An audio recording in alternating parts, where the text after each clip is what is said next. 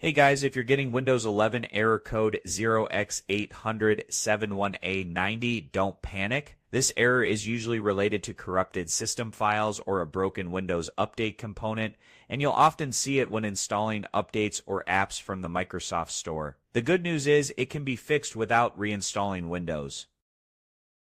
We're going to reset the update components and repair system files step by step, so follow along carefully. First, press Windows R.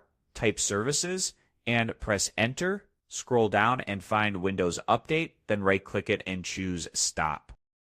Now find Background Intelligent Transfer Service, also called BITS. Right-click it and stop it as well. Next, press Windows R, type C Windows Software Distribution, and hit Enter. Delete everything inside this folder. These are temporary update files, and Windows will recreate them automatically. If some files won't delete, restart your PC and repeat this step. After clearing the folder, go back to the Services window and start Windows Update and BITS again. Now let's check and repair system file corruption. Press the Windows key, type CMD, right-click Command Prompt, and select Run as Administrator. Type sfc/scanout and press Enter.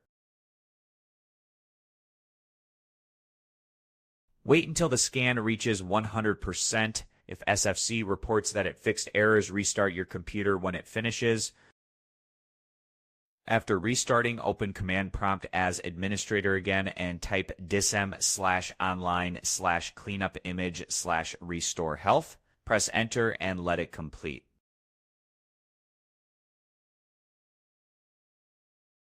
This may take several minutes, so don't interrupt it.